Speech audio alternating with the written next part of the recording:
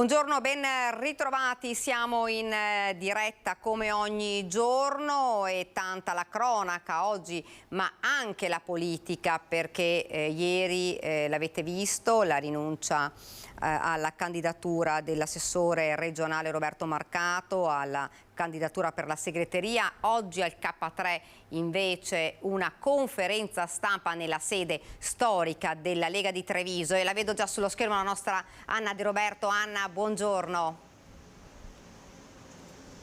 Buongiorno Daniela, buongiorno a te i telespettatori. Villorba, K3 alle mie spalle, lo storico logo della sede. Hai detto bene, conferenza stampa tra l'altro convocata come dire in mattinata, evidentemente proprio come una forma di reazione al ritiro di Roberto Marcato per la sua candidatura. Entro alle 8 di questa mattina scadeva il termine per poter presentare le firme, perché lo ricordo anche ai telespettatori, per candidarsi alla segreteria regionale della Lega bisogna avere presentato delle firme almeno di 60 delegati. Tenete conto che se i militanti della Lega sono 4.000, i delegati sono 400, quindi 60 firme non sono poche. Fino a ieri si pensava che fosse una corsa a tre, Franco Manzato, Roberto Marcato e il commissario Stefani. Invece con il ritiro, un ritiro sofferto peraltro, ma poi lo vedrete, di Roberto Marcato, assessore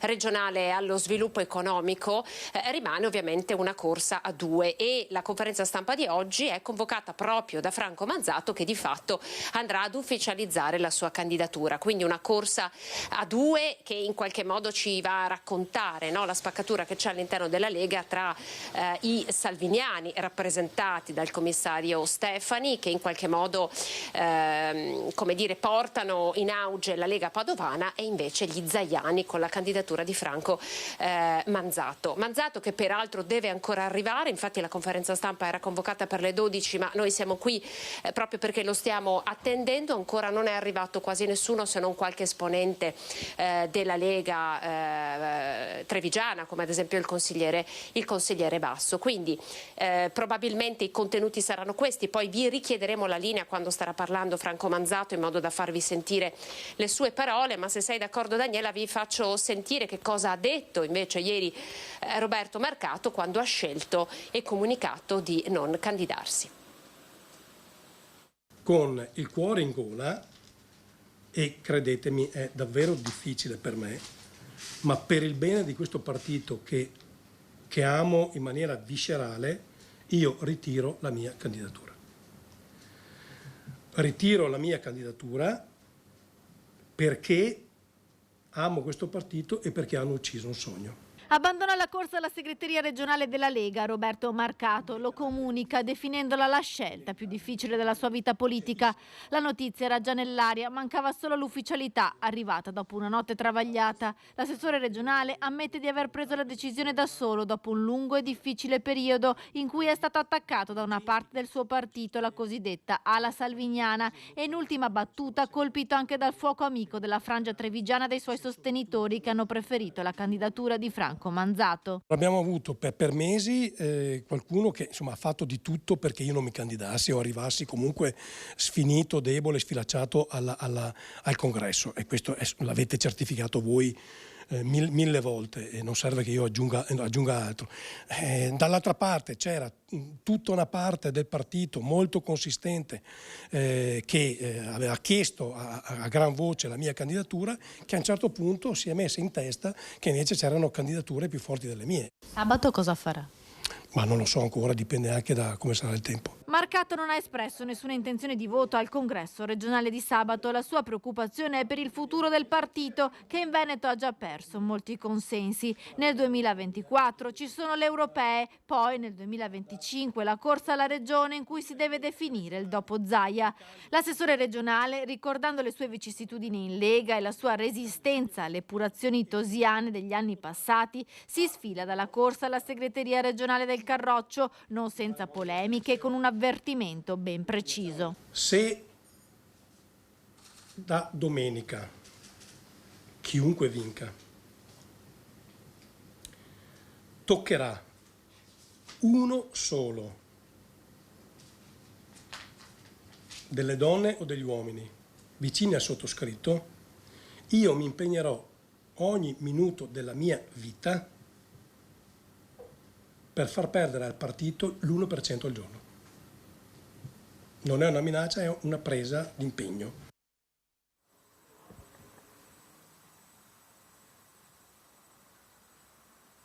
Ecco, avete sentito, insomma, le parole sono piene di rabbia, in qualche modo ci vanno a raccontare come ci sia una spaccatura profonda all'interno del partito. Congresso convocato allo Sheraton sabato, evidentemente blindatissimo, si profila dunque una sfida a due, Alberto Stefani, Franco Manzato. Noi da Villorba restituiamo la linea per chiedervela tra pochissimo, appena inizierà la conferenza stampa.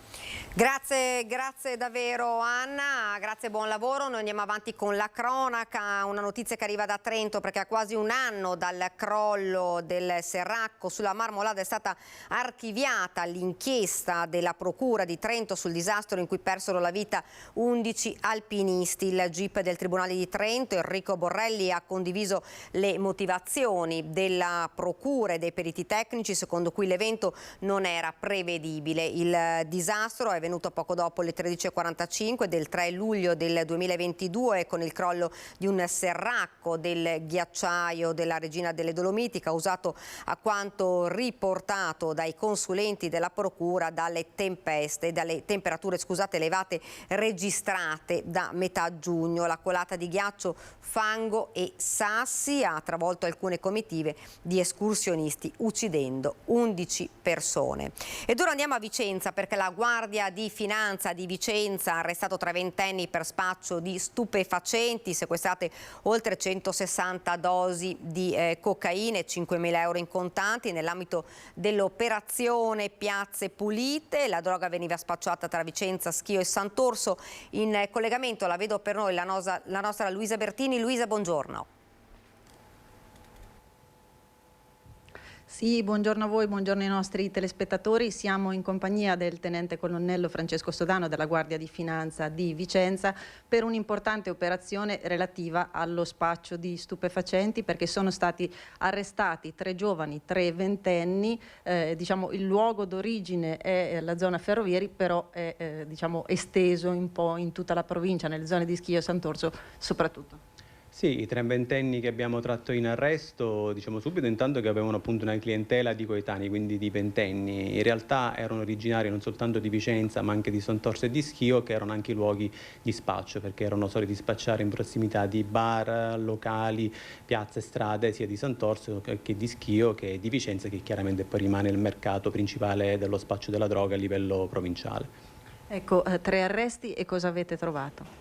Abbiamo sequestrato in tutto circa 160 dosi di cocaina, che poi erano assemblate in quello che viene chiamato in gergo un ansasso di cocaina, dalle quali appunto era possibile ricavare circa 160 dosi. Tenete conto che poi durante le conseguenti perquisizioni che abbiamo fatto sia nelle autovetture ma anche nelle 4 abitazioni, nella disponibilità degli arrestati, abbiamo trovato 5.000 euro in contanti, materiali di taglio, bilancini, cioè tutto quel materiale che ci conferma che appunto che era in corso una, chiamiamola fiorente, attività di spaccio di stupefacenti. Ecco, attività di spaccio che si concentrava soprattutto nei luoghi della movida, un po' nei bar. Esattamente, il target di questi spacciatori sono i loro coetanei. Ovviamente i ventenni, i ragazzi si muovono esattamente dove? Nei bar, nei locali, nelle piazze, nelle strade, in tutti i luoghi di aggregazione. È qui che questi spacciatori, che ovviamente mirano al profitto, riescono a pescare la clientela, ed è proprio per questo che tramite arresto in generale gli spacciatori, forse ancora più di fare dei sequestri, è molto importante, perché permette di allontanare appunto dalle strade, dalle piazze, dai locali coloro che mettono in contatto i ragazzi con il mondo della droga, che chiaramente poi ha un effetto non soltanto alla salute ma in generale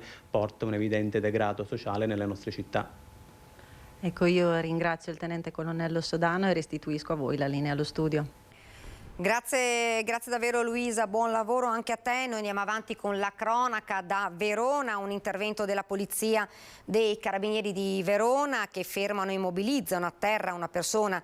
È stato diffuso su TikTok, alimentando nei commenti le polemiche contro le forze dell'ordine, soprattutto dopo gli arresti nell'indagine su presunte torture delle volanti della questura. La vicenda è tuttavia più articolata. Il breve video di poco più di un minuto non riporta tutto quanto è successo, ossia che il fermato aveva in precedenza morsicato la mano ad un poliziotto, gli ha sputato in faccia e infine ha sfondato il finestrino dell'auto di servizio. Accompagnato in questura, l'uomo, un 30enne cittadino marocchino, è stato denunciato in stato di libertà per minacce, lesioni aggravate e resistenza a pubblico ufficiale, danneggiamento aggravato e rifiuto di fornire le proprie generalità. Secondo la ricostruzione dell'episodio avvenuto lunedì scorso davanti alla stazione di Porta Nuova, gli agenti hanno chiesto all'uomo i documenti e in breve sono stati circondati da una cinquantina di altre persone. Dopo essersi gettato a terra è stato bloccato, caricato su un'ambulanza e visitato ed infine accompagnato in questura. Ed ora andiamo invece nel Padovano, dove 2 persone sono rimaste intossicate nel rogo in un appartamento a Tombolo nell'Alta Padovana. Incendio in un'abitazione a Tombolo in via Malzone nella notte. 2 le persone rimaste intossicate, un anziano e la nuora, anch'essa coinvolta nel tentativo di soccorrere l'uomo. Al lavoro le squadre dei Vigili del Fuoco di Cittadella e i volontari di Borgorico, che hanno prestato il primo soccorso all'anziano 76enne e alla nuora e spento le fiamme che avevano interessato la camera da letto e le stanze adiacenti.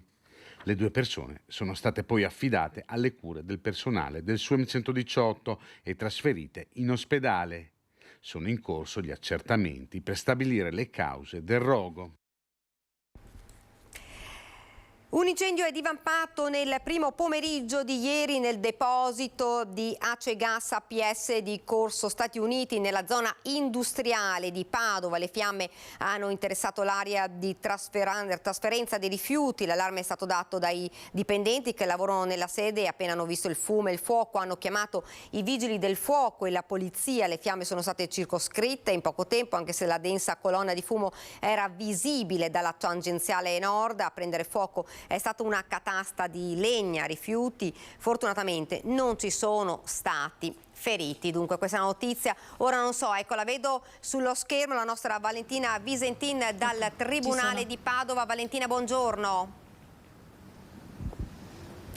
Sì, buongiorno. È iniziato questa mattina alle 9:15 il processo in Corte d'Assise contro Valentina Boscaro, accusata dell'omicidio del fidanzato Mattia Caruso, avvenuto il 25 settembre del 2022, ucciso mentre guidava con una coltellata al petto dopo una serata passata in un locale.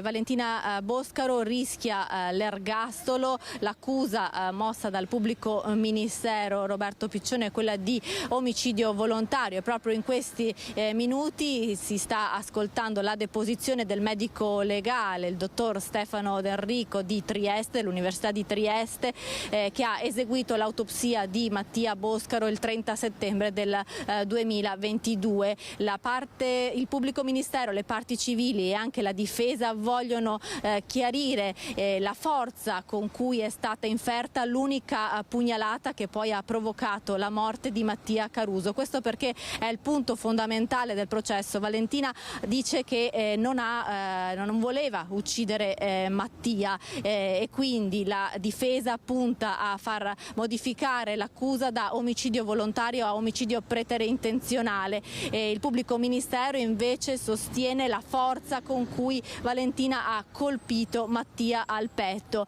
e il medico legale lo ha chiarito: una lama, il coltello lungo 8 cm è penetrato fino a 5 cm provocando la morte per arresto cardiaco di Mattia Caruso, che è giunto vivo in pronto soccorso e poi deceduto non per una emorragia ma per un arresto cardiaco. E queste testimonianze saranno proprio chiave per far capire quale sarà poi la linea del processo a carico di Valentina Boscaro. Il giudice Mariella Fino ha stabilito che verranno acquisiti e sentiti tutti i testimoni proposti dal pubblico ministero, dalla difesa e dalle parti civili e che verranno assunte e acquisite tutte le prove, avvalendosi e riservandosi ovviamente la valutazione gestione della sovrabbondanza. La famiglia di Mattia Caruso, mamma e sorella, si sono costituite parte civili, verranno ascoltate per ricostruire la natura del rapporto tra i due fidanzati, definita da tutti, da tanti,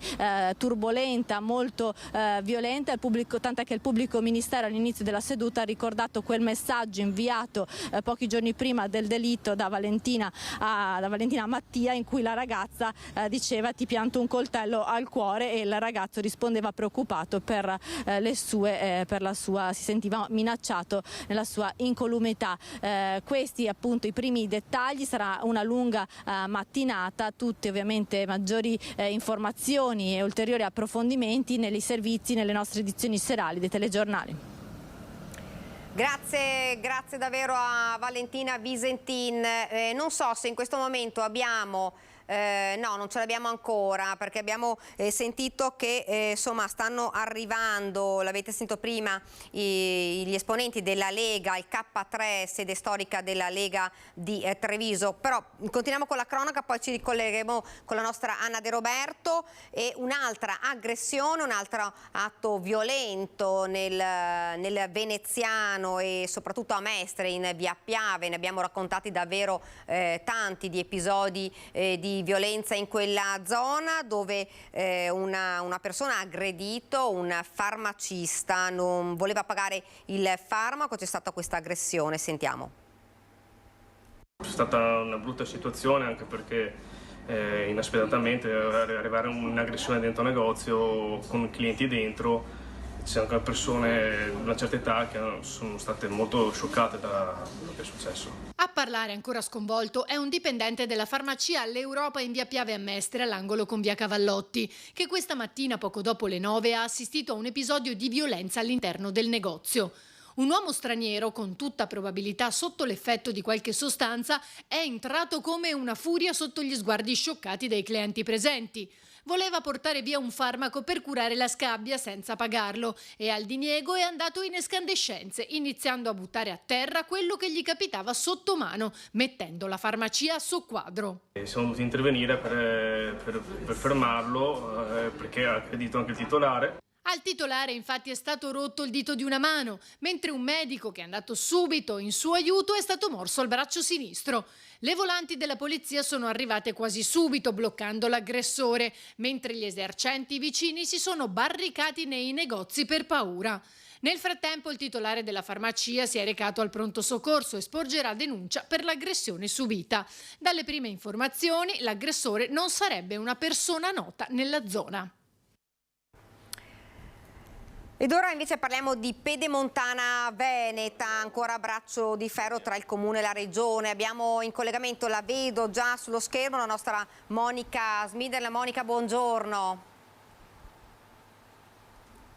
Buongiorno a te Daniela, buongiorno a tutti i nostri telespettatori. Sono a San Zenone degli Ezzelini, con me il sindaco di San Zenone Fabio Marina, che oggi sorride. Perché? Perché il Consiglio di Stato ha dato ragione al comune di San Zenone in merito al braccio di ferro tra i due enti su un accordo che era stato stipulato nel 2012 per il passaggio della superstrada Pedemontana Veneta, e mai portato avanti, mai rispettato dalla Regione. Oggi arriva questa sentenza, il sindaco parla di una giornata storica, di una data storica per il Comune. Sì, è davvero una data storica, perché è da tanti anni che a San Zenone si parla appunto della riqualificazione del nostro centro, è da tanti anni, come hai ben detto, che è stato firmato questo accordo, cioè dal 2012, ancora dal precedente sindaco Luigi Mazzaro, ma era un accordo che era già iniziato con la precedente amministrazione, cioè con Speranza Marostica, e quindi davvero è tantissimo che si attende, tantissimo che ci sentiamo dire dalla Regione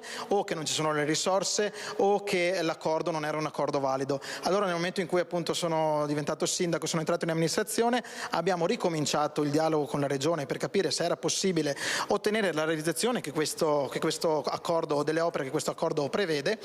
Non abbiamo però ricevuto risposte. Abbiamo anche scritto prima delle lettere informali, poi quelle formali, poi abbiamo mandato la diffida, la Regione non ha mai risposto. Abbiamo quindi deciso di intraprendere, come si deve fare in questi casi, il ricorso al TAR che abbiamo vinto. La Regione, non contenta, una volta che appunto abbiamo vinto il ricorso al TAR, ha deciso di ricorrere nuovamente in Consiglio di Stato e il Consiglio di Stato ci ha dato invece pienamente ragione. Quindi adesso si tratta di mettersi al lavoro e realizzare le opere che a San Zenone e la nostra comunità aspettano.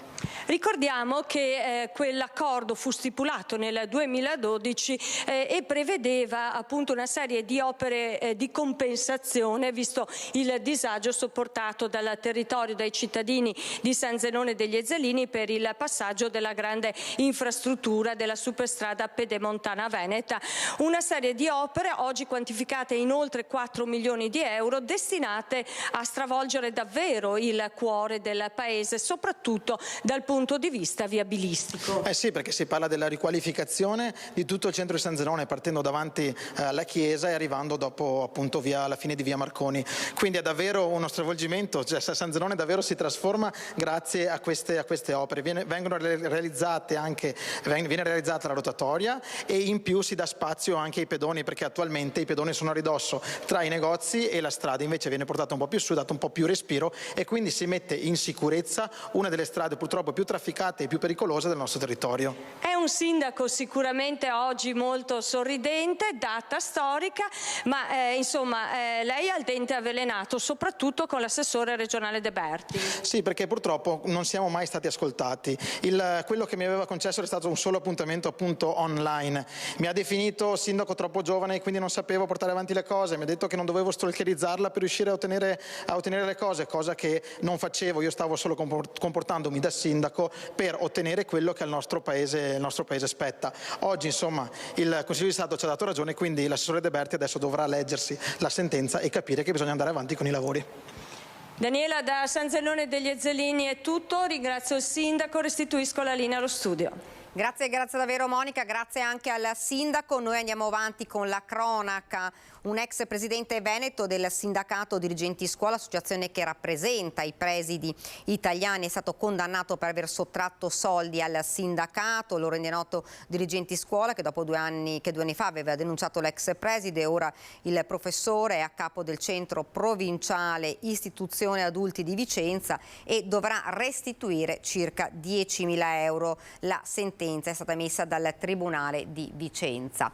Ora non so se riusciamo a collegarci con il K3 a Treviso, dove lo vedo sullo schermo, sta parlando Franco Manzato. Vediamo se riusciamo a sentirlo. Per quanto mi riguarda è sempre un'operatività concreta, ho dato sempre poco spazio all'evidenza, alla comunicazione, ma io penso che quando un partito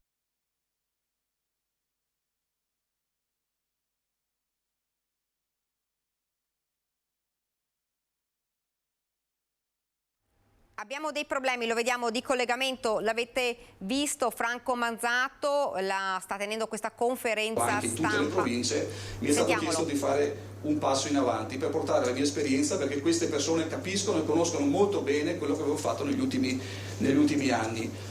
Credo che mi è dispiaciuto, però queste sono le regole del gioco, mi è dispiaciuto che non si potessero votare in questo congresso tutta la militanza, che sarebbe stato molto importante.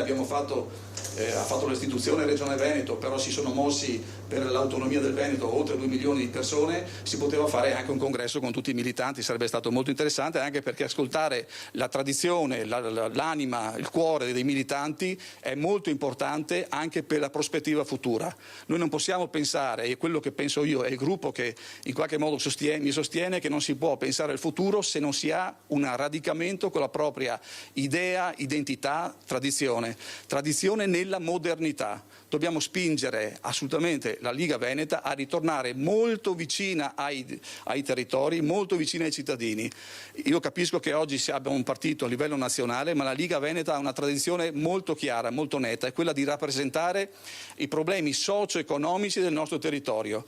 Noi a volte facciamo finta di dimenticare, perché magari siamo presi su altri tipi di progettualità, che le nostre famiglie, i nostri lavoratori, è una parola retorica ma è realmente così, non arrivano a fine mese, e le nostre aziende, che sono ipercompetitive a livello internazionale, non riescono a essere competitive perché hanno un prelievo fiscale esagerato. Allora, se noi non ritorniamo a rappresentare il nostro territorio, la nostra base e con la loro tradizione e la nostra idea un futuro per la Liga Veneta e per i veneti, da questo punto di vista noi avremo un cammino molto difficile. Se invece abbiamo la determinazione per costruire un'idea di partito legata al rapporto e l'esperienza dei nostri amministratori locali, dai sindaci, dai consiglieri comunali, dai presidenti di provincia, consiglieri provinciali, regionali, parlamentari, un'unione forte di idea compatta, riconoscibile ai cittadini, allora avremmo fatto un'opera positiva.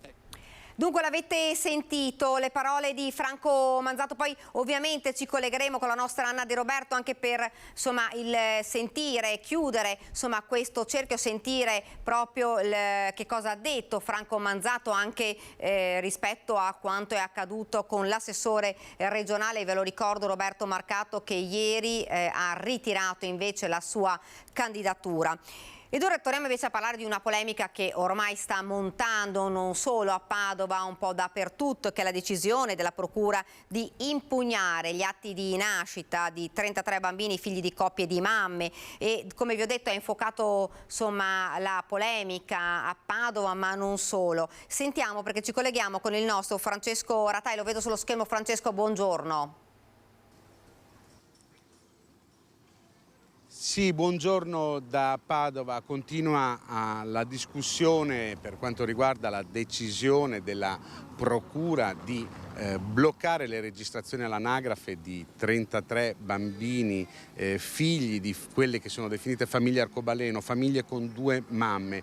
Intanto l'associazione delle famiglie arcobaleno ha deciso per venerdì davanti al Tribunale una manifestazione in mattinata alle 10. Si incontreranno per esprimere la loro contrarietà a questa decisione. Abbiamo provato a sentire i padovani, abbiamo chiesto a loro quali sono le loro opinioni in merito a questo tema. La decisione della Procura che ha bloccato la registrazione dei bambini, sì. Cosa ne pensa? Che hanno ragione. Chi ha ragione? La Procura. Perché? Perché non è giusto che 2 donne devono avere un bambino. Non è nella regola, non è naturale, non è una cosa naturale. Come crescerà sto bambino fra 2 donne? Non è una famiglia. Siamo nel 2023, voglio dire, queste cose non dovrebbero neanche più succedere. Speriamo che risolvano il problema, soprattutto per i bambini, perché i bambini hanno bisogno di amore e non è importante se i genitori sono appunto etero. L'importante è che ci sia amore da parte delle famiglie. È una vergogna, non c'è altro da dire. Per lei bisognerebbe registrarli? Ma è chiaro, erano già registrati, dovevano rimanere così, ma è una interpretazione molto restrittiva da parte del procuratore che veramente non ha senso. Ma perché non possono fare? Esiste una legge dello Stato che lo proibisce? Non credo. Se c'è una legge dello Stato che lo proibisce bisogna adeguarsi alla legge dello Stato, che peraltro andrebbe cambiata. Io sono favorevole comunque che anche 2 mamme possano avere un bambino senza nessun problema. Cosa pensa della registrazione dei figli delle coppie omosessuali? Io sarei d'accordo in realtà, mi pare una cosa giusta. Penso che non sia corretto, penso che ci deve essere una libertà per tutti, di conseguenza una cosa che normale è diventata un disagio e una cattiveria nei confronti di queste persone, insomma. Una mamma deve essere la mamma che lo partorisce, non una mamma in affitto. Ma io in parte sono d'accordo, penso che sono a favore della famiglia tradizionale. Penso che sia giusto madre, padre e figlio. Ma non esiste un diritto dei bambini ad esistere. Lei cosa pensa? Io chiedo solo. Quindi per lei andrebbero registrati questi bambini? Sì, sono perfettamente d'accordo col sindaco Giordani. Io penso che sono bambini che comunque sarebbero senza una famiglia e che sarebbe giusto che diventassero a tutti gli effetti figli loro. Queste dunque le testimonianze e le opinioni che abbiamo raccolto tra i padovani. In attesa appunto della manifestazione che si terrà venerdì prossimo alle 10 davanti al Tribunale delle Famiglie Arcobaleno, restituisco la linea allo studio. Grazie davvero a Francesco Ratai, un argomento che continuerà sicuramente a far discutere e a prendere proprio posizione sulla decisione della Procura padovana anche l'europarlamentare del Partito Popolare Europeo Alessandra Mussolini, che definisce indegno di un paese civile. Quello che è successo a Padova da parte della Procura, che ha impugnato gli atti di nascita di bambini nati da coppie omoaffettive, è indegno di un paese civile. È come andare a buttare una bomba in una famiglia e guarda caso va a colpire solo i bambini. Si è spezzato e si tenta di spezzare una catena di affetti consolidata. E su questa decisione invece da Treviso la Procura ha fatto sapere che non è stato calendarizzato nulla sul tema, mentre il presidente di ANCI Veneto Mario Conte, sindaco di Treviso, fa il punto: dobbiamo tutelare i bambini, e ai sindaci dico: non perdete di vista l'obiettivo ideologico, ma affrontiamolo in Parlamento e non in ufficio anagrafe. Sentiamo. Io sono per la tutela dei bambini. Nel momento in cui un bambino viene ammesso al mondo, noi possiamo discutere sulle modalità e magari lì intervenire prima che questi bambini vengano messi al mondo. Ma nel momento in cui il bambino c'è, ha un cuore che batte, si presenta davanti all'ufficio anagrafe, io credo che la nostra coscienza, il nostro cuore ci chiede di dare risposta a questi bambini. Oggi la legge non sempre ce lo consente di fare. Non lasciarsi trasportare dalle spinte emotive e ideologiche è l'appello mosso da Conte ai sindaci.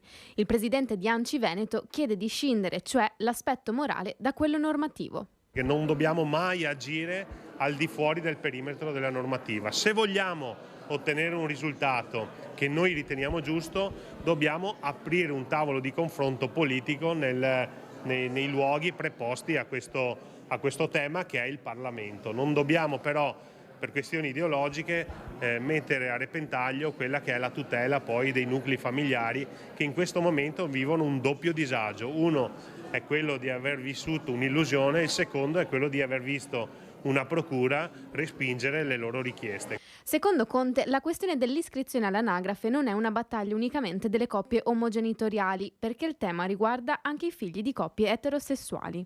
Per questo sottolinea come il suo punto di vista abbracci sempre la tutela dei bambini. Che la differenza tra chi fa politica e chi fa il sindaco è che i sindaci i bambini li incontrano, i bambini li trovano davanti all'ufficio anagrafe e con le famiglie i sindaci ci parlano, quindi tu entri nel dolore, entri nella sofferenza, entri nelle sensibilità, e a queste sensibilità tu cerchi sempre di dare risposta. A volte la politica si ferma sulla carta. Decisioni che ricadono inevitabilmente sulla vita privata non solo delle famiglie ma anche degli stessi bambini. La cancellazione di uno dei due genitori dal certificato di nascita, infatti, preclude ai bambini di godere, per esempio, della possibilità di ricevere assistenza ospedaliera da entrambi i genitori, oppure all'esclusione di uno di questi dalla vita scolastica dei figli. Le volontà politiche non spettano certamente ai sindaci. I sindaci portano delle esperienze di diniego dei diritti di questi bambini, che portano sofferenza e portano esclusione da tutta una serie di diritti. Ecco, io credo che i tempi siano maturi per affrontare a livello politico questo tema. Ora ci fermiamo per una piccola pausa pubblicitaria, ma poi torneremo con la cronaca e parleremo anche, insomma, del primo giorno oggi, maturità, prima prova scritta. Ci collegheremo con Venezia per fare un po' il punto della situazione, anche perché prima prova scritta, ma poi anche il punto sulla situazione scuola, problemi che rimangono, quindi sentiremo la nostra Anna Maria Parisi. Quindi pubblicità e poi ci collegheremo con Venezia e ancora tanta cronaca.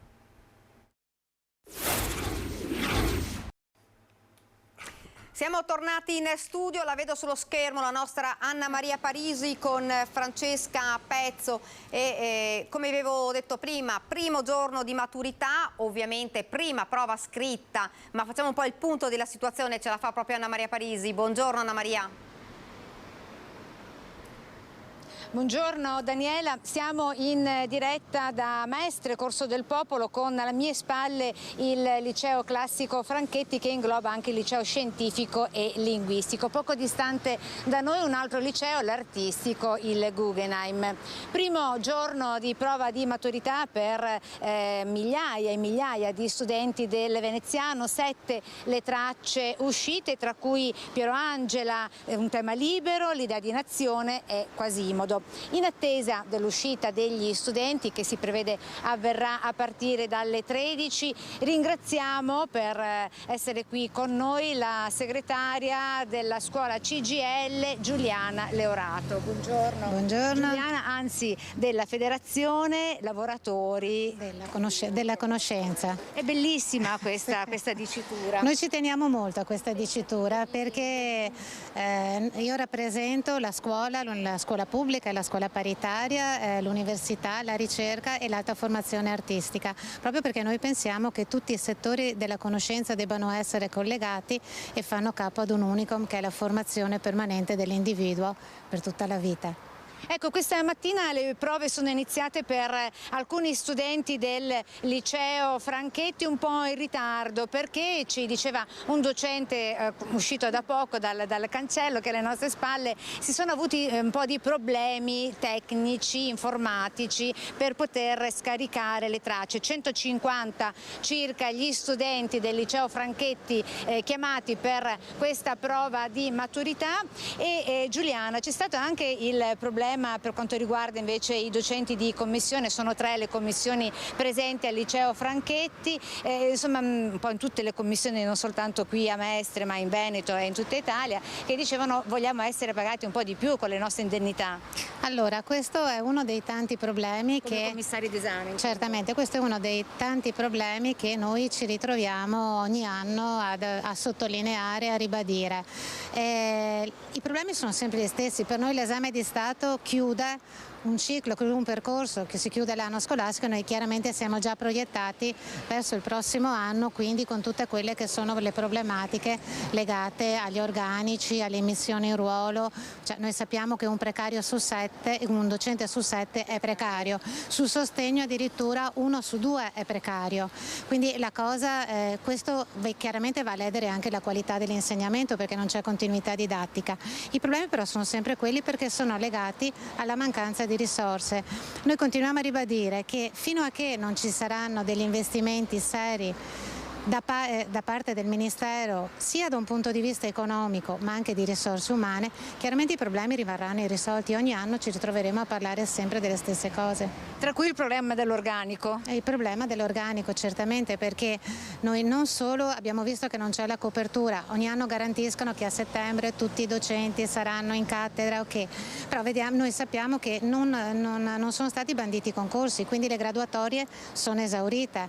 La professione sta diventando una professione poco appetibile, e io mi permetto di aggiungere che parliamo sempre di docenti, ma la comunità educante è costituita dai docenti ma anche dal personale ATA. Il personale della segreteria è altrettanto in sofferenza. Qui a Venezia l'anno prossimo avremo un 40% di direttori di servizi in meno, che sono precari, che sono supplenti. E i collaboratori avremo 1 o 2 collaboratori per ogni plesso. Chiaramente non viene garantita neanche la sicurezza, quindi è tutto il personale che manca, non solo i docenti. Ecco, grazie per questa puntualizzazione Giuliana Leorato. E a tal proposito ci sarà un altro problema che emergerà a partire da settembre o anche prima. Me ne accennava prima, si parla della scuola in rete. È un progetto sperimentale di cui ancora non si sa bene, non si ha neanche una bozza, e cioè riguarda soprattutto adesso, per l'intanto da settembre, gli istituti tecnici e professionali, che riguarda appunto l'introduzione degli studenti nel mondo del lavoro. Possiamo accennare un attimo di cosa si tratta? Sì, allora, noi non abbiamo premetto che non abbiamo neanche la bozza, abbiamo solo una traccia, e ci è stata presentata dalla dottoressa Palumbo qualche giorno fa in un incontro su sollecitazione dei sindacati. Sappiamo però che c'è questa in atto questa sperimentazione già da settembre per quelli che sono gli istituti tecnici e professionali, con una riduzione a 4 anni. Ecco, e allora poi torneremo a parlarne quando avremo qualche dato in più. Nel frattempo da Mestre tutta la linea, può tornare allo studio. Grazie davvero Anna Maria, grazie anche alla tua ospite. Noi invece andiamo avanti con questa nostra prima edizione e torniamo a parlare di cronaca, ma come? Insomma, parliamo di incidenti, parliamo di furti, parliamo insomma di un'estate sicuramente non facile, lo sappiamo, insomma, con i furti che aumentano soprattutto quando le persone vanno in ferie, quindi sentiremo i consigli proprio dell'Arma e lo faremo con il sottotenente Alfonso Trezza, che è il comandante della sezione operativa Compagnia dei Carabinieri di Treviso. Buongiorno. Buongiorno a voi. Insomma, questa abbiamo visto, insomma, è un inizio estate che non è stata facile, soprattutto per quanto riguarda gli incidenti stradali, partendo proprio da quelli, perché abbiamo visto insomma un aumento importante di vittime della strada. Lo abbiamo detto, l'abbiamo ripetuto più volte, insomma il rispetto delle regole è fondamentale, giusto comandante? Certo. L'importante nel corso di questa estate, che già è iniziata dopo le condizioni meteo avverse che abbiamo avuto in questo periodo, è di avere l'accortezza, soprattutto mi rivolgo ai giovani patentati, di non esagerare nella velocità, di non abusare degli alcolici o di altri tipi di sostanze che possono influire nello status psicologico e quindi nella mancanza dei riflessi e non essere pronti a un imprevisto oppure durante un sorpasso piuttosto che in una curva pericolosa. Più delle volte la distrazione o l'imprevisto può causare un incidente stradale. Oltre ai fatti di cronaca che si sono verificati in questo periodo da parte sempre dei più giovani riguardo alle gare sulle strade provinciali, che mettono a rischio non solo la loro incolumità ma anche degli altri utenti della strada. Ecco, purtroppo, l'abbiamo detto, la Marca continua a essere insomma una maglia nera per quanto riguarda vittime della strada. Pensavamo, insomma, speravamo in un miglioramento, in realtà è stato un fine settimana quello scorso davvero difficile, tanti incidenti, tante vittime, anche 2 settimane fa, e tante persone che sono rimaste ferite, controlli che, lo diciamo perché continueranno, saranno potenziati soprattutto nelle arterie, quelle che sono considerate maggiormente a rischio, giusto? Certo, piuttosto verranno eseguiti dei controlli mirati lungo le arterie che collegano le zone turistiche del mare, quindi dove abbiamo una grande affluenza di traffico e oltre ai veicoli cosiddetti anche di motocicli, dove la prudenza da questo punto di vista, la fretta per raggiungere la località di mare tante volte fa fare degli azzardi o dei sorpassi con poca visibilità in danno di un altro utente della strada, e con la presenza delle forze dell'ordine si riesce a garantire un minimo di prevenzione anche per tutti gli altri.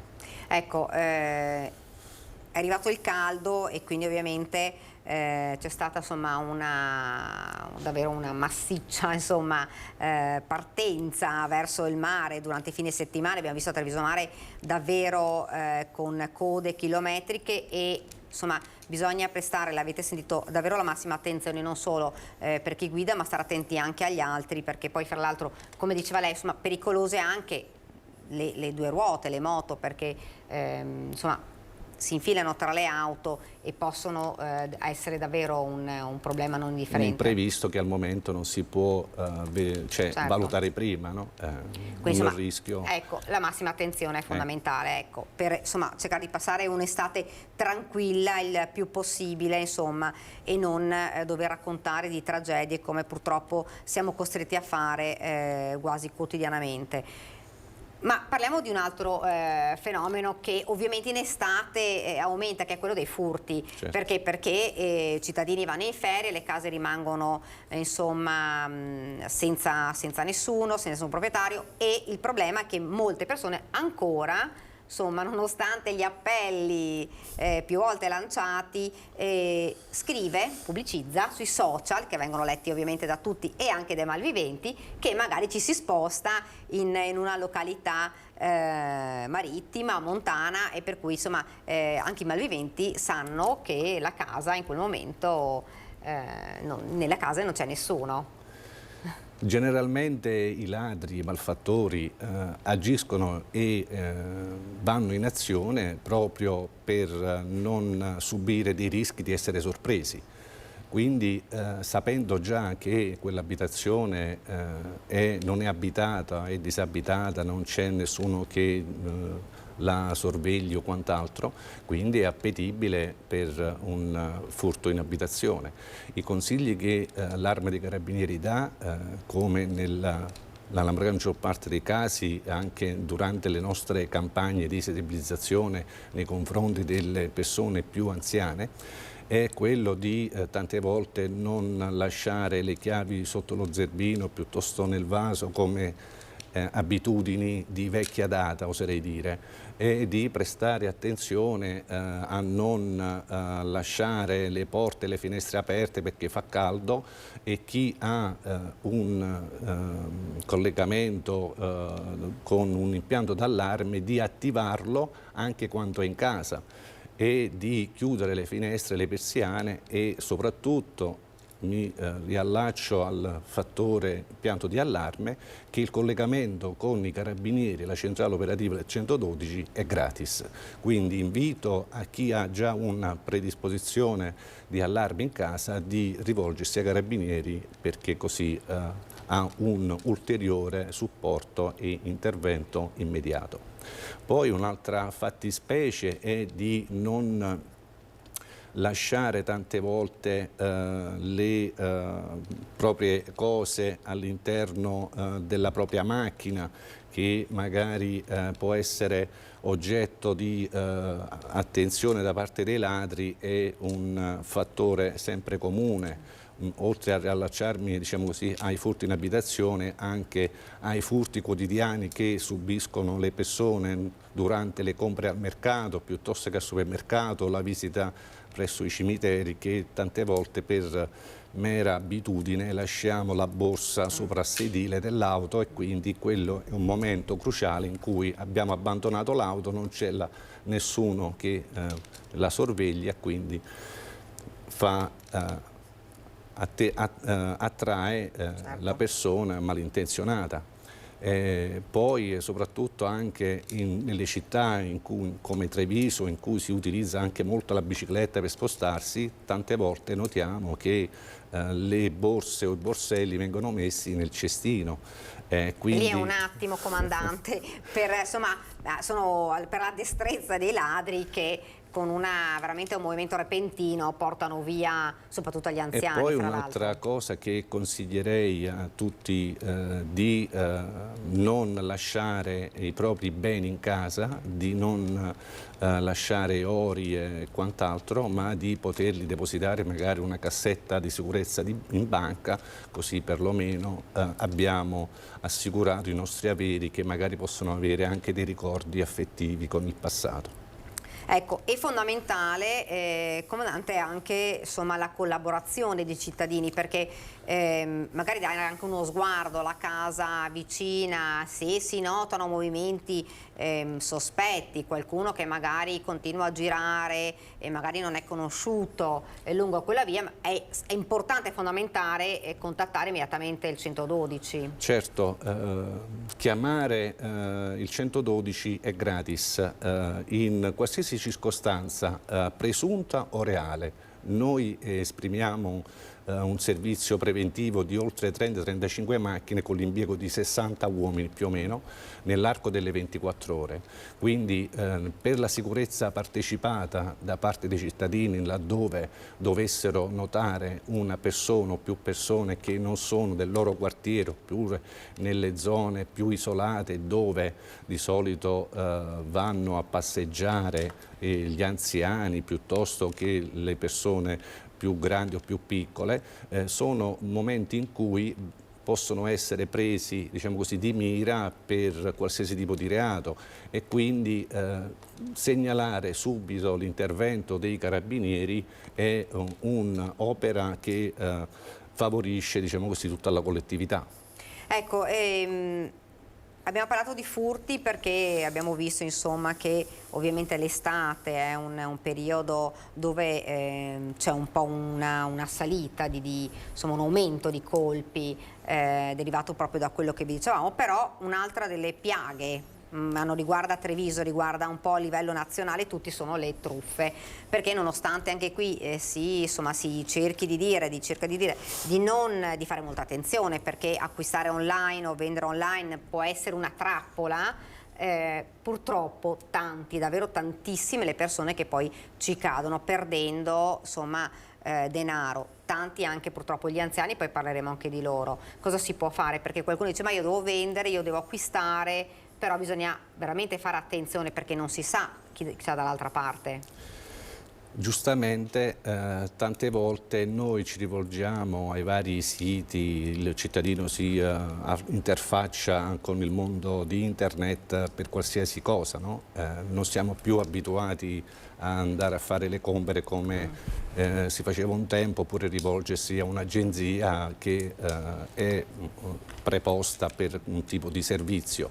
Ci rivolgiamo sui vari siti che possiamo reperire su internet e tante volte, diciamo così, l'intento è quello di avere un vantaggio economico, ma poi di fatto si rivela una truffa, come per esempio ha detto lei, di prendere in affitto un appartamento in una località di mare dove di solito è un tot, invece viene proposta una cifra che non è possibile pensare che sia quella e quindi lì ci viene adescato, diciamo così, la vittima che pensa di aver fatto un buon affare andando in vacanza in questo posto, poi si vede l'appartamento che non esiste e quindi non solo ha perso i soldi ma anche la beffa di non poter fare le vacanze. Ecco, queste sono le classiche truffe delle case vacanza e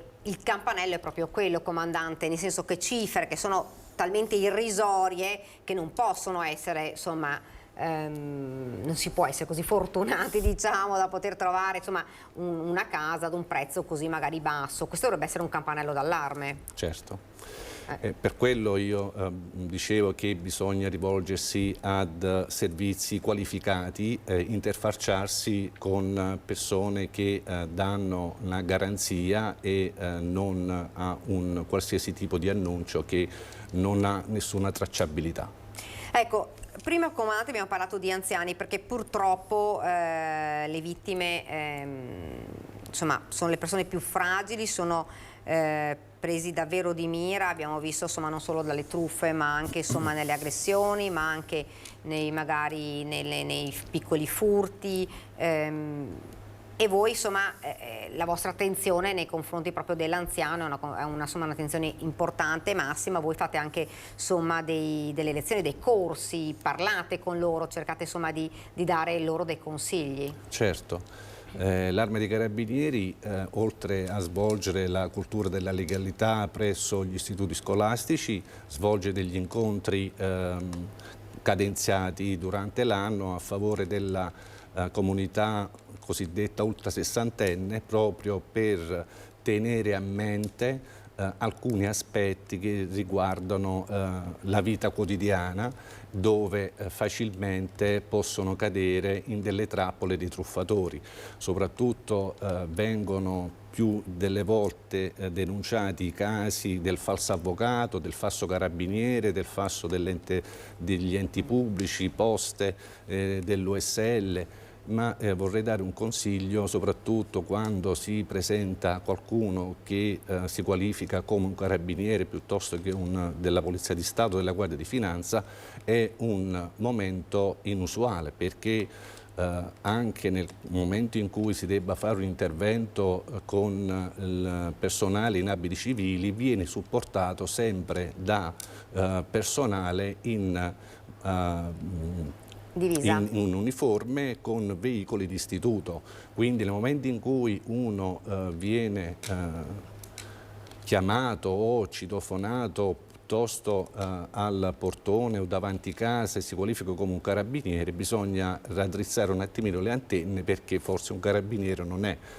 E la falsa telefonata, il falso incidente quando vengono chiamati da un presunto avvocato che manifesta e rappresenta all'anziano che il figlio piuttosto che il nipote ha avuto un incidente stradale, di portare la somma, che vengono a prendere la somma di tot euro a casa.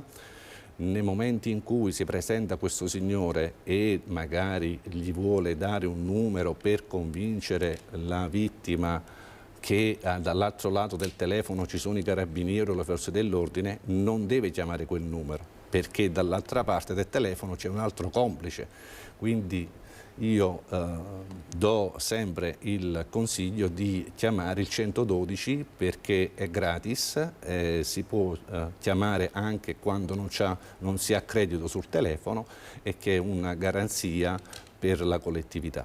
Ecco, quindi insomma è importante questo, non chiamate i numeri che vi danno poi insomma le persone che sono davvero i truffatori, perché è vero, comandate dall'altra parte, ovviamente non trovate una persona delle forze dell'ordine, ma trovate in realtà il complice, e questa fra l'altro di truffe, comandante, nell'ultimo periodo ne abbiamo viste di tutti i colori, si inventano di tutto, come insomma l'abbiamo visto nell'ultimo periodo, insomma un aumento appunto di avvocati che chiamano dicendo che magari un parente, un figlio ha avuto un incidente, nulla di grave, ma insomma per assistere questa persona bisogna pagare, e purtroppo gli anziani, che ovviamente sono le persone più fragili, poi invece purtroppo la maggior parte ci cadono. Purtroppo sì, in alcuni casi siamo riusciti a intervenire in tempo utile, perché magari l'anziana si è rivolta alla figlia o al nipote, e allora gli hanno fatto capire che in quel momento non era un familiare, non era la verità di quello che gli stava venendo rappresentato, ma era una bugia, era una truffa, e quindi in quel caso siamo riusciti a intervenire in tempo utile. Poi logicamente i truffatori e i malfattori sono in continua evoluzione per le strategie da adottare nei confronti delle vittime. Ultima è stata quella in cui la sezione operativa ha condotto un'indagine che ha assicurato alla giustizia un soggetto che si approfittava delle persone, soprattutto anziane, mentre facevano prelievi a bancomat, con finta di aiutarli, ma in verità si riuscivano a impossessare la somma che l'anziano in quel momento stava prelevando. E questa, grazie alla tempestività delle indagini e dei vari sistemi di videosorveglianza visionati, siamo riusciti a, diciamo così, assicurare alla giustizia il colpevole, l'autore. Ecco, come avete sentito tanti, insomma, i consigli che sono consigli importanti, insomma, non solo per gli anziani, li abbiamo detto anche per chi va in vacanza, lo ricordiamo perché insomma stiamo guardando, comandante, sui social, vediamo tutto e di più, con addirittura insomma le foto, tutta la famiglia in vacanza. È bello, fatelo, magari però quando tornate, perché Purtroppo è un aspetto questo molto sensibile riguardo ai social, perché tante volte per far, diciamo così, visionare ai nostri amici, ai nostri parenti i luoghi che stiamo visitando e che stiamo vedendo, li rendiamo partecipi tramite le foto, pubblicando delle foto su Facebook piuttosto che su altri social. In questo caso comunichiamo non solo a loro ma anche a tutti gli altri che magari hanno la percezione che in quel momento l'abitazione piuttosto che un'altra utilità a favore dei malfattori non è custodita e quindi è di facile bersaglio. E quindi io consiglio che in questo periodo, soprattutto di esodo estivo tra luglio e agosto, di adottare le cautele minime per garantire un attimino la sicurezza della propria abitazione, di, ripeto, non lasciare i propri averi a casa e di magari lasciare le chiavi a un parente che sta vicino, che non è partito, che magari ogni tanto va a vedere l'abitazione, oppure di installare, chi già ce l'ha, il contatto con la centrale operativa del 112, il commutatore che è già esistente, quindi si presenta una relazione e viene collegato l'allarme ai carabinieri. Io comandante la ringrazio davvero, perché insomma sono consigli davvero utili e che si devono dare proprio per insomma cercare di passare, l'abbiamo detto, insomma un'estate tranquilla tutti quanti, quindi la ringrazio davvero comandante per essere stato con noi. Io vado avanti con la cronaca perché insomma ripercorriamo quello che è accaduto a Castelfranco Veneto, con un pugno sferrato da un 23enne pugile che ha ridotto in fin di vita un 39enne al culmine di una lite in strada, altra problematica. Il procuratore stesso aveva detto insomma questi episodi di certo non ci servono, visto già insomma gli incidenti in strada, e restano gravi le condizioni dell'uomo. Sentiamo. Sostiene di essersi difeso da un tentativo di strangolamento il 23enne pugile accusato di aver ridotto in fin di vita il kosovaro di 39 anni che ancora si trova ricoverato in prognosi riservata al Cafoncello di Treviso, e questo è il culmine di una lite forse per una mancata precedenza nei pressi dell'Eurobaita al lago di Castelfranco Veneto. Non sarà facile per gli inquirenti ricostruire il pomeriggio di follia vissuto in via Pagnana, dove all'indomani restano le tracce di sangue sulla strada. È qui che il 39enne residente a Loreggia ha sbattuto violentemente la testa dopo aver ricevuto un pugno al volto sotto gli occhi impietriti della fidanzata. Ma andiamo con ordine. Non sono nemmeno le 18 quando il kosovaro con la compagna sta uscendo dal parcheggio dell'Eurobaita, quando incrocia l'auto del 23enne albanese di origine residente a San Martino di Luperi, che invece sta entrando per andare in palestra. Fatto una giornata in spiaggia, andava verso casa e ha incrociato il 23enne che si vede che ha tagliato la strada o cosa, cioè sempre per sentito dire, perché sono arrivato che era già in barella, stava andando via con l'elicottero. Quindi Marco è uno dei titolari del noto locale della Castellana, conosce sia il kosovaro che la sua ragazza, titolare di un negozio poco distante, è lei stessa in quei frangenti a contattarlo. La ragazza al mio numero, cioè, mi ha chiamato, è successo questo, non capivo neanche cosa era successo, sulla curva i cancelli perché male era agitata, e ho tardato un po' a arrivare perché non ero ancora a casa. E sono andato là, c'era già quello del SUEM e tutto quanto, stavo intubando e portando via. Nonostante l'uomo sia a terra, il 23enne scappa, ma sarà identificato poco dopo. Ha raccontato ai suoi amici più stretti di essersi difeso vedendosi minacciato e di trovarsi sotto shock. In pronto soccorso gli è stata data una prognosi di 10 giorni. Ha riportato delle lesioni al collo compatibili con una colluttazione. Il giovane pugile è attualmente denunciato per il reato di lesioni, ma la gravità dell'accusa potrebbe cambiare in base al quadro clinico del 39enne. I rilievi dei carabinieri guidati dal comandante Enrico Zampolli sono proseguiti tutto il giorno. Sul posto anche il sindaco di Castelfranco. Non trovo alcuna giustificazione che succedano questi atti così di violenza, di rabbia per una mancata precedenza. Io non riesco a capire cosa stia succedendo dopo la pandemia con questa gente sempre più arrabbiata e che poi sfocia in queste cose sulle quali poi si paga dazio per tutto il resto della vita. Alla Baita al Lago, dove il kosovaro eseguiva spesso dei lavori con la sua impresa, si guarda il Cafoncello. Mi vengo adesso per però capisco cosa dispiace perché lo conoscevamo abbastanza bene. Adesso è lì al Cafoncello, immagino che facciate il tifo per lui. Certamente, sì, siamo con lui.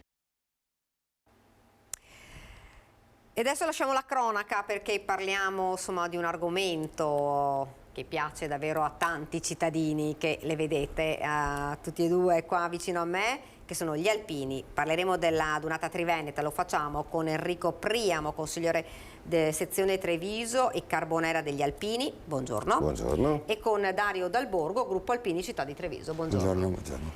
Partiamo con la Dunata, insomma una grande festa, davvero 3 giorni di festa, di musica, lo siamo abituati. Ecco, non siamo abituati a vedere finalmente gli alpini con il sole, sì. Perché insomma dopo Pordenone e Udine finalmente una Dunata insomma diversa. Udine è stata impegnativa per i 4 giorni di pioggia che ci ha accolto. Devo dire però che gli alpini non sono solubili in acqua, la partecipazione anche a Udine è stata buona, è stata una bella Dunata. Belluno ci ha graziato con 3 giornate meravigliose, venerdì, sabato e domenica sono state 3 belle giornate di sole. Insomma 3 giorni di vera festa delle penne nere, ma non solo delle penne nere, di vera festa dei cittadini. Sì, perché Belluno è una città alpina, ospita il 7° Alpini, quindi l'accoglienza è stata generosa, partecipata. Belluno è una città di alpini, quindi ci sentiamo a casa nostra quando andiamo a Belluno. Ecco, e c'è un altro appuntamento importante che è quello di Vicenza. Sì, per l'anno prossimo. E lì i lavori proseguono, noi facciamo i migliori auguri a tutta la sezione di Vicenza perché sappiamo che, per esperienza, che la macchina organizzativa da mettere in moto è una macchina importante, ma noi non abbiamo nessun dubbio che la Dunata dell'anno prossimo a Vicenza sarà sicuramente una grande e bella Dunata. Ecco, però gli alpini insomma non sono solo Dunate, sfilate, lo sfilamento, cioè gli alpini fanno tanto per questo territorio, lo diceva anche il presidente Zaia, davvero se non ci fossero gli alpini sarebbe una tragedia, bisogna dirlo, perché tante le iniziative e una di questa fra poco, che sarà una raccolta fondi, ce ne parla? Dunque il sabato questo alle 18:30 ci sarà un coro, anzi 3 cori alpini che faranno un concerto. L'incasso sarà devoluto agli alpini di Conselice, che tra l'altro abbiamo appena parlato insieme col capogruppo, avremo 35 alpini con grande soddisfazione che verranno a questo coro e di conseguenza spero soprattutto nella popolazione trevigiana che ci diano anche una mano, perché la Chiesa di San Francesco tra l'altro è molto adatta per ricevere questi cori, perché è una cosa meravigliosa e quindi mi auguro che saremo in parecchi. Ecco, una raccolta... Conselice una Conselice che piccolo paese sott'acqua ancora. Sì. Allora non sono più sottoacqua perché sono riusciti, lavorando molto, a ripulire il tutto.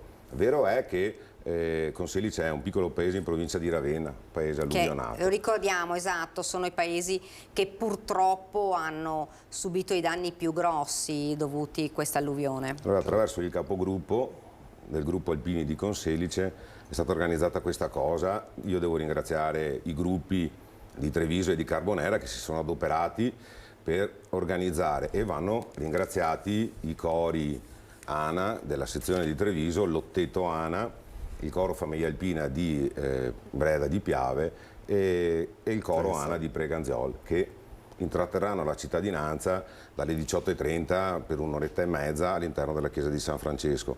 Ecco, l'invito è a tutti di partecipare il più possibile e, se si può, dare un'offerta, perché questo verrà poi devoluto al gruppo Alpini di Conselice. Ecco, fra l'altro, insomma, non è proprio una cosa così, insomma, superficiale andare a vedere gli alpini, perché non si vedono spesso, loro girano e insomma i cori alpini li vediamo, siamo abituati a vedere alla Dunata, questa volta li abbiamo proprio in casa a Treviso in un concerto di 1 ora e mezza che ha uno scopo assolutamente importante di solidarietà verso chi ha avuto questa problematica. Lei diceva ha sentito il capogruppo. Ho sentito prima il telefono, ecco, mentre venivamo qua. È gioioso e felice dell'iniziativa, tanto che ha organizzato un piccolo pulmino, verranno su 35 alpini da Conselice proprio per partecipare a questa iniziativa. Chiaro che nelle sue parole c'è ancora un po' di tristezza, molta fatica nel dover rimettere a posto il disastro che hanno subito. Ecco, che non è poco, purtroppo lo sappiamo, ancora oggi lavorano per cercare di sistemare, insomma, le strade, le case, insomma, che sono state... Le case, le abitazioni, anche le attività commerciali, perché sono tutte al piano terra e quindi sono anche senza quelle che noi chiamiamo i servizi normali, che ci aspettiamo di trovare, il panificio, il tabacchino, piuttosto che il bar stesso, che magari è un punto di ritrovo, sono senza nulla. Ecco, insomma, questa è una mano che danno, insomma, gli alpini di Treviso, che però non è una sola iniziativa, ce ne sono tante messe, insomma, in cantiere, progetti, iniziative da parte delle Penne Nere, insomma, non solo in questo ambito. Sì, questa è un'azione dedicata al paese, proprio per questo paese che è uno dei più sfortunati. Poi noi come associazione, sia in sezione che al nazionale, sono state fatte delle grandi raccolte fondi da destinare all'emergenza, oltre all'enorme impegno della protezione civile nostra, unita alle altre protezioni civili che sono scese nelle zone alluvionate proprio per dare manforte e per poter risistemare la situazione di alluvione che hanno subito. Perché voi siete in prima fila anche su questo? Sì, c'è anche la protezione civile dell'associazione che ovviamente partecipa assieme a tutte le altre alle operazioni di emergenza o di calamità che si verificano sul territorio nazionale. Tornando a parlare un attimo di questa, insomma, di questa che abbiamo seguito, fra l'altro in diretta, bellissima adunata triveneta, c'è stato un momento più... Triste, no. È meglio che ne parli lui. No, più triste addirittura? No, io sorrido perché... Io volevo dire un momento più bello, ma mi pare di capire. Questo fa parte un po' anche del folklore, delle cose che possono accadere. La domanda è perfetta, e anche all'alpino perfetto che non è arrivato a Belluno. Oh no!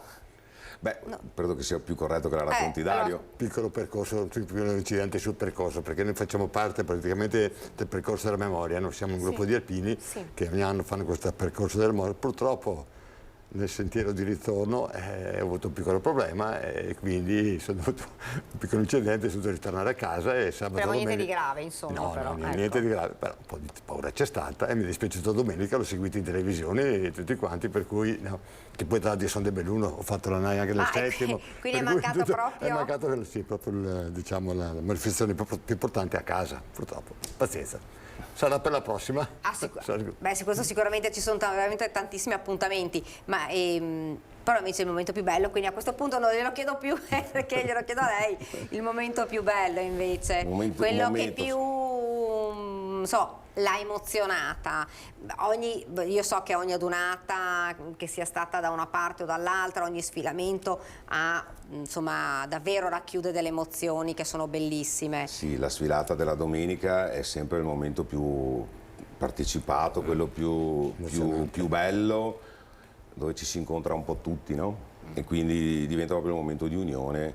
Però il momento più toccante è stato, a mio avviso, la commemorazione che è stata fatta in caserma con l'onor caduti in caserma dentro al settimo reggimento alpini di Belluno, alla caserma Salsa d'Angelo. Quello è stato un momento anche molto partecipato, perché devo dire che c'era molta gente ed è stato forse il momento commemorativo forse più sentito, quello un po' più toccante. E poi ce ne sono stati molti di momenti, sì, anche divertenti, belli, partecipati. Penso al concerto che è stato fatto il sabato sera, piuttosto che il carosello della fanfara, fatto in piazza, dove anche la cittadinanza stessa poi ha partecipato in maniera molto bella, molto partecipata. Questi sono i nostri momenti, sono quello che rappresentano poi gli alpini, no? Che poi fra l'altro abbiamo visto anche, insomma, la partecipazione di tantissimi giovani, addirittura abbiamo visto giovani che avevano il cappello del nonno, e quindi raccontavano davvero con orgoglio il fatto, insomma, di appartenere comunque a questa famiglia che è la famiglia degli alpini. Sì, molti ragazzi, soprattutto a Belluno, hanno famiglie intere che hanno prestato servizio nelle truppe alpine e nel momento in cui ricevono in casa la donata degli alpini si sentono di partecipare, sì, con il cappello del nonno. Che effetto vi fa vedere questi giovani che un po' prendono il testimone dal proprio nonno, insomma, o anche dal papà, insomma, che prendono, perché insomma sono davvero orgogliosi, l'abbiamo visto nelle parole di alcuni giovani quando li abbiamo intervistati. Ci fa anche un po' ben sperare, no? Perché poi l'anagrafe per noi che abbiamo fatto il servizio di leva è inesorabile, no? E quindi vedere i ragazzi che si accostano all'associazione, che vogliono partecipare, ci fa capire che quello che è stato fatto in più di 100 anni di associazione dai nostri vecchi è stato fatto qualcosa di buono, di molto buono. E se i ragazzi oggi riescono a riconoscersi in questi valori, non può far altro che piacere. E nutre anche la speranza che l'associazione poi, finito quello che è il pacchetto, diciamo, degli alpini di leva, riesca a continuare il suo percorso ultracentenario. Ed è quello proprio che si domandano molti. Qualcuno dice: mamma mia, insomma, siamo abituati ad avere le penne nere, vedere gli alpini, vedere le penne nere. Dicono: ma questo momento no, è destinato davvero a finire? No, io spero tanto di no, anche perché ci saranno probabilmente anche gli amici degli alpini che speriamo possano andare avanti, portare avanti il nostro, diciamo, i nostri ideali. Io avrei questa speranza, poi non sta a me giudicare, abbiamo i grandi capi che decideranno loro, insomma. Però ci credo negli amici e anche nelle amiche degli alpini, perché noi come gruppo città di Treviso abbiamo anche le stelle alpine che sono delle donne che fanno parte ormai del nostro gruppo. Ecco, quante sono le donne che si sono avvicinate? Noi abbiamo circa un centinaio. Tante? No, tra donne e amici alpini donne sono circa una ventina che ci danno una mano. Ci hanno la loro bella maglietta con lo stemma che non è poco. Che non è poco. Cioè, e siamo anche orgogliosi come gruppo città di Treviso di avere queste donne. E se dovesse, insomma, lanciare poi un appello non solo alle donne ma alle giovani che sono, insomma, il futuro poi di questo paese, di avvicinarsi agli alpini, perché insomma i valori degli alpini sono valori importanti, l'abbiamo detto più volte. Se dovesse parlare con queste giovani e con questi giovani soprattutto, che cosa direbbe? Ma io direi innanzitutto, cioè, che portino avanti tutto quello che noi stiamo facendo, anche perché facciamo delle cose che servono alla comunità, che servono a tutto, per di conseguenza, cioè, non ci sarà più forse lo spirito alpino militare, però diciamo di essere partecipe alla società, alla comunità, a tutto questo dovrebbe essere un punto trainante anche per i giovani, perché secondo me questo è molto più importante. Infatti noi abbiamo, forse qua Primo sa meglio di me, abbiamo la scuola per i ragazzi, no? Che è una cosa che vorrei che lui lo accennasse, perché è interessante. Questo è un... Beh no, l'associazione già si è spesa per molti anni ancora con il coordinamento giovani. Certo, che lui faceva parte... cercando di, da un lato, capire quali sono anche le esigenze degli alpini più giovani. Io ormai ne ho anche già 47, 48, ecco, per essere precisi. Insomma, cercare di comprendere quali potessero essere le esigenze degli alpini più giovani in maniera tale che diventassero partecipativi all'interno dell'associazione, non solamente degli iscritti. E questo è un percorso che ormai è anche quasi terminato, ma fondamentale può essere l'attività che l'ANA nazionale, quindi direttamente da Milano, ha costruito, che è la realtà dei campi scuola. Oggi queste attività che si svolgono in una quindicina di giorni in dei campi scuola apposta preparati. Che vengono fatti qua nel Trevigiano? No, vengono fatti sul territorio nazionale. Quindi si va da tutto l'arco alpino e, se non ricordo male, ce ne sono due fuori dall'arco alpino. Uno è all'Aquila, quindi storico reggimento, nono reggimento alpini, e un altro a Lingua Glossa, che è a Catania. Ecco. L'attività è dedicata ai ragazzi che hanno dai 16 ai 25 anni, quindi è un campo scuola come possiamo averne già visti altri, però al loro interno vengono anche... Ecco, che cosa fanno in questo campo scuola? Fanno delle attività, poi dai 16 ai 25 il range è anche ampio, fanno delle attività di preparazione magari a quello che può essere la protezione civile, ma la parte importante è quello dello stare insieme, del condividere assieme delle esperienze. Oggi spesso i ragazzi hanno come unico interlocutore il loro telefonino Ecco, oggi metterli tutti assieme all'interno di una struttura organizzata dove devono collaborare, lavorare assieme, gli fa fare uno scatto di crescita importante, a mio avviso. Se questo poi viene anche condiviso dai nostri valori fondamentali dell'associazione, diventa qualcosa di importante. Allora lì ha ragione Dario e si riesce anche a trovare qualche spirito nuovo, no? Che venga. Ecco, e la cosa importante è quella anche di avvicinare, proprio ne parlava lei un attimo fa, i giovani a quello che è il mondo del volontariato, il mondo della protezione civile, perché sempre più c'è bisogno di volontari, lo diciamo perché insomma il Veneto è comunque insomma un popolo dove la solidarietà e insomma la protezione civile, i volontari sono davvero alla base, però c'è sempre più bisogno di giovani che... Man mano che i nostri vecchi allungano il percorso, sì, c'è la necessità che... Anche per portare avanti tutte quelle iniziative che ci diceva prima, insomma, sì. Perché... C'è la necessità che i giovani vengano a conoscerci, che capiscono che cos'è l'associazione, quali sono i valori dell'associazione e che cosa fa l'associazione anche con la sua protezione civile. Ecco, i campi scuola vengono fatti una volta l'anno oppure più volte? Allora, se magari qualche famiglia adesso sta ascoltando e dice ma perché no?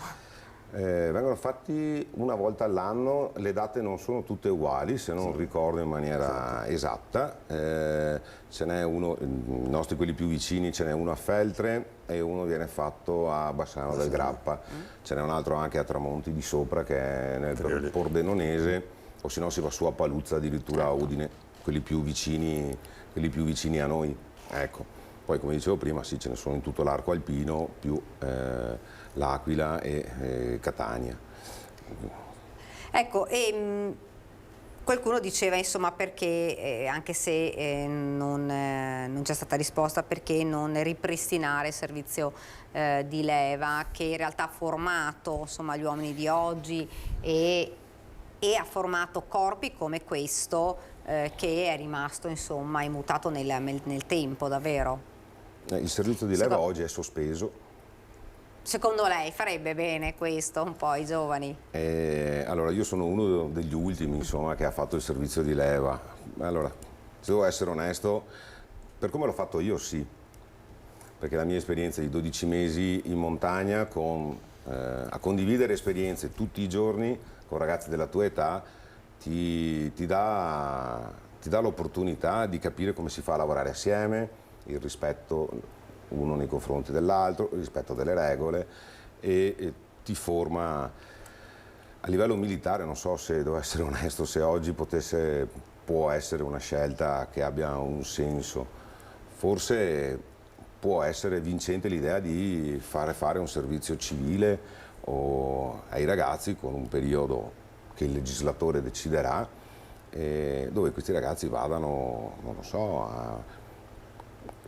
a fare dei servizi all'interno, non so, ecco, della Croce Rossa, dei servizi sociali, dei servizi civili per i comuni, che vengano in associazione da noi a fare, non so, i 3, i 6 mesi, in maniera tale che si riesca a dare anche una formazione, un imprinting nel valore dello Stato, della patria, perché oggi sembriamo tutti un po' disgregati. Ecco, lei mi ha tolto la parola perché stavo dicendo proprio questo. Forse si è perso qualcosa, oppure i giovani non hanno questo spirito poi, o questi valori, non tutti, perché non è vero, non tutti, perché alcuni ce l'hanno.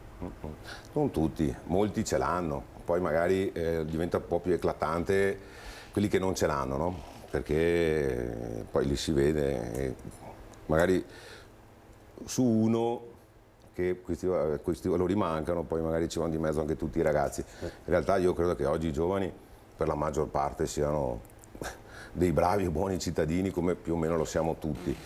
Chiaro è che se poi ci fosse anche l'opportunità o la possibilità anche per loro di capire meglio come è fatta la nostra società, questo potrebbe essere una strada vincente. Chiaro è che qui poi dipenderà sì, dal legislatore, dal governo, quale sia la strada o l'opzione più corretta da intraprendere sui giovani, sui ragazzi. Noi come associazione vedo che siamo sempre a braccia aperte rispetto a questo tipo di iniziativa, quindi ben venga. Certo, siccome non manca tantissimo, io vorrei ricordare però, per lanciarlo insomma ai cittadini, per invitare i cittadini a questo appuntamento importante, che è questo concerto, magari dando anche qualche spunto, come sarà questo concerto. Beh, dunque, innanzitutto partiamo con l'appuntamento quando è? Ricordiamolo. Sabato, questo. Dunque alle 5:30 c'è la messa classica a San Francesco. Finita la messa, alle 6:30 c'è il nostro concerto. Sono 3 cori alpini, solamente alpini, cantano tutti quanti canzoni alpini. Quindi vogliamo ricordarne alcune che sono magari le più famose, quelle possiamo dunque. C'è il programma Luna telefonino, vediamo un po'. Il programma ce l'ho, sai, perché alla fine ci ricordiamo. No. Questo però, comunque, intanto l'appuntamento lo ricordo che è sabato questo a San Francesco, chiesa di San Francesco Treviso, 5:30 la Santa Messa, poi inizierà questo concerto da non perdere, perché alle 18:30 ci saranno 3 cori alpini, giusto? 3 cori alpini, Preganziol, Lottetto e Famiglia Alpina. Ecco, verranno anche gli alpini di Conselice, ovviamente, perché è un concerto che va proprio per raccogliere dei fondi per questa popolazione, per questi alpini che poi potranno aiutare maggiormente le loro popolazioni che sono rimaste davvero colpite dall'alluvione. E magari il programma ce l'ha? Il programma... Con qualche... Il programma prevede che la messa è alle 5:30, è animata da Lottetto Ana, no? Quindi poi Lottetto canterà per secondo. Quindi una messa diversa rispetto a quella che si è abituati. Sì, diventerà una messa un po' più partecipata, forse un po' più bella, visto che poi le canzoni verranno fatte dal coro. Che, insomma. Comincerà il coro di Preganziol, subito dopo ci sarà Lottetto Ana e in chiusura a finire il coro di Breda di Piave, il Famiglia Alpina. Le canzoni sono le nostre classiche, insomma il Monte Pasubio, Stellutis Alpini e il grande repertorio. Se ve li diciamo tutte in anticipo vi roviniamo un po' la sorpresa. Anche. Deve essere una sorpresa, sì. Ecco, l'invito è sempre lo stesso, cioè quello di partecipare in maniera tale che intanto facciamo un po' di accoglienza a questi ragazzi, a questi alpini che vivono in una situazione disagiata. Anche solo il fatto di venire a Treviso ad essere accolti per loro è importante. Quindi insomma l'abbraccio non alpino solo, ma l'abbraccio proprio dei cittadini. Ecco, e poi volendo e potendo riusciamo anche a dargli una mano concreta in maniera tale che anche il loro paese possa ripartire velocemente. Perché in tanti si fa tutto, da soli si riesce mica a far molto, ecco. Ecco, di solito i cittadini, insomma, l'abbiamo detto, sono molto partecipi e soprattutto quando vedono le penne nere, insomma, e quindi, insomma, speriamo nel tempo, ma insomma, dicono che il tempo sarà buono. Beh, la Chiesa comunque è coperta. Belluno ha fatto la prifila su questo, sole, quindi sole anche. Sì, molto caldo anche. E comunque la Chiesa è al coperto, quindi... Eventualmente e se dovesse esserci tanta gente, come farete? Avete pensato? Insomma, la Chiesa ha una buona capacità. Io adesso è più bravo Dario che la conosce molto meglio di me. Ma ci sarà la possibilità, siccome abbiamo un chiostro esterno, sia chiaramente che Chiesa c'è anche una altoparlante di poter un'acustica anche per poter... Sì, però io penso che già basti la Chiesa piena, perché la Chiesa Francesco è piena, su parecchie persone, tantissime. A me basterebbe che fosse proprio la Chiesa piena, perché anche per vivere tutti insieme senza poi magari dislocare gli altri in questo portico che c'è. Tra l'altro i frati sono stati molto soddisfatti e contenti che noi facciamo questo coro, perché insomma anche loro si sentono un po'. Un grande ringraziamento va anche a loro. Sì, a Padre Oliviero, che è il rettore di San Francesco, ci ha dato una mano ed è rimasto molto contento di questo. Poi Quindi appuntamento sabato alla chiesa di San Francesco a Treviso, insomma vi aspettano numerosi gli alpini. Grazie davvero, grazie per essere stato con noi e insomma, speriamo di vedervi sempre più spesso, insomma, perché è bellissimo da vedere, insomma sono grandi feste che non si possono perdere, non le perdiamo mai perché le mandiamo sempre in diretta da noi, quindi grazie davvero. Io vi ricordo che fra pochi minuti ci sarà, si parlerà della 37esima mostra dell'artigianato di Feltre. In studio ci saranno Dino Cossalter, direttore della mostra Artigianato Feltre, Enrico Vettorazzo, Ente Parco Nazionale Dolomiti Bellunesi, Nicola Maccagnano, ufficio stampa mostra Artigianato di Feltre, e Andrea Bona, assessore all'urbanistica e ai lavori pubblici del comune di Feltre. Quindi qualche minuto, ora le previsioni del tempo, pubblicità e poi di nuovo in studio. Grazie.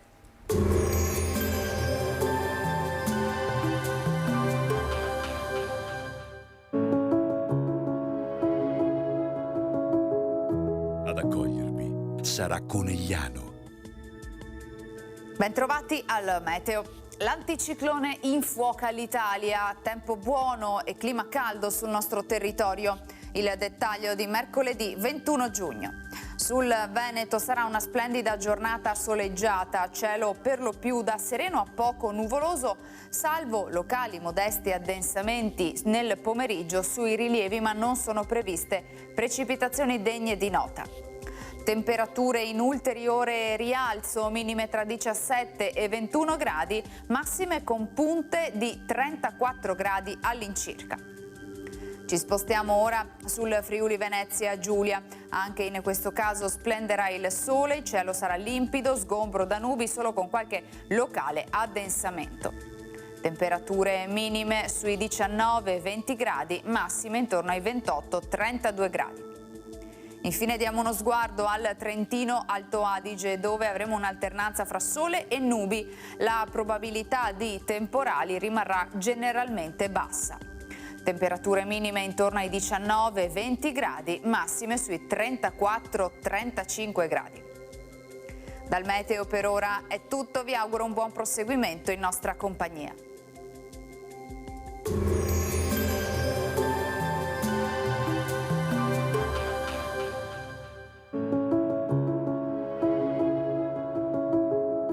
Ad accogliervi sarà Conegliano.